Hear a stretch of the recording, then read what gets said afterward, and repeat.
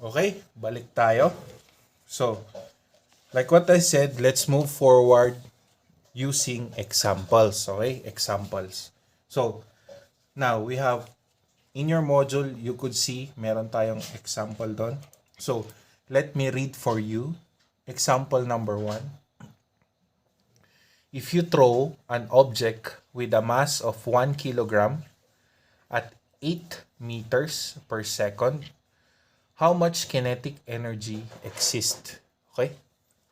Tinatanong na dito is how much kinetic energy exists. Now, how we solve this problem? Let's solve it step by step. Okay? Number 1, you always identify the given in the equation. Bakit importanteng malaman natin yung given in a certain equation? Because if you know the given, you will know kung saan patungo yung solution mo or how you could apply the formula being given to you. So, if we are analyzing the problem, sabi niya, if you throw an object with a mass, so, the first one in the problem is given yung mass. Okay? So, mass is represented by M. Okay? And then, you write the value, which is what? 1 kilogram. 1 kilogram. Okay? Now, as you move forward also, sa 1 kilogram, sasabihin niya rin at 8 meters per second. So, meron ka ng clue that this is velocity because it states that it is 8 meters per second. Now, as you identify the givens in the in the problem, you proceed now to your step 2. Okay? Step. Sulat natin. Okay. Now, step 2, you always write the formula. Now, kung hindi ka pa kabisado sa pagsosolve ng ganitong types of problem, I encourage you to always write the formula. So, hanggang sa maging innate na ito that it goes automatic with you that when you know the given, magiging with a snap of the finger, maaalala mo na yung formula. Why? Why am I encouraging you to write formulas? So that it helps you in memorizing other formulas or the formula related to this topic. So, ano yung second? Yung second step is your formula. Now, the formula is kinetic energy.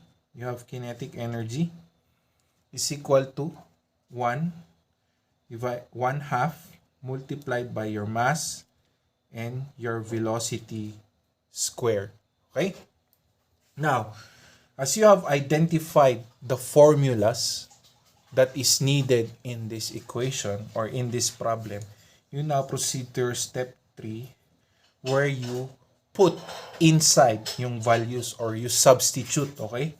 Ilalagay mo sa loob yung mga values na to sa formula. So, as you go, this would be now your solution.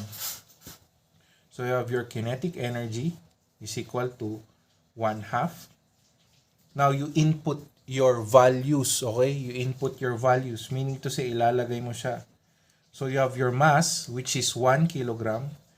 Now, I encourage you, when you are writing, isama nyo lahat ng units para alam nyo kung magka-cancel out ba siya or it would remain.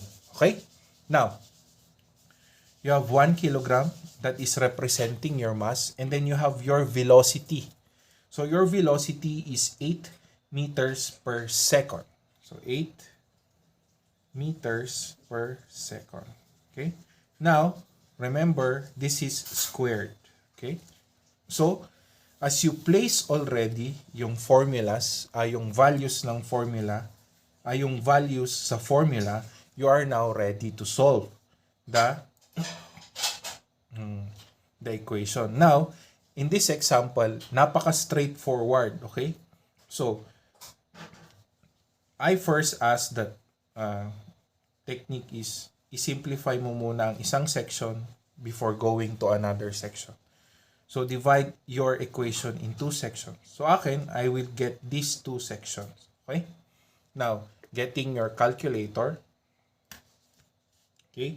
Sabi niya dito, 8 squared times 1. So, 8 squared, okay, times 1. So, as you have that, you have 64. Now, dahil napagsama na siya, and na-squared mo na rin siya, kilograms per meter squared over second squared. Then, you have your 1/2. Okay? Now, as you have your 1/2, now, i-multiply mo ulit to, 1/2 times 64. Now, going here, sulat ko ulit, 1/2 times 64.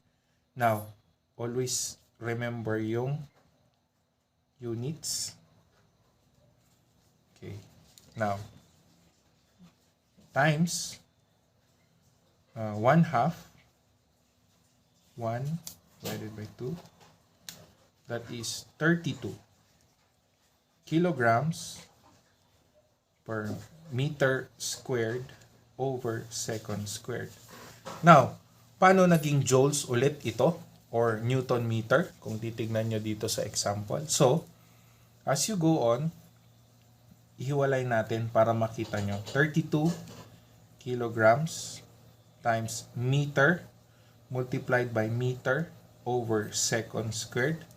As you can see that category, that is already in newtons.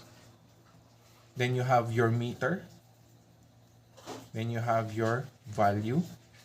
That is 32 Newton meter squared or joules. Okay? So this is your final answer. 32 Newton meter squared. Okay? Quick break ulit para namnamin nyo yung solution niya. Okay?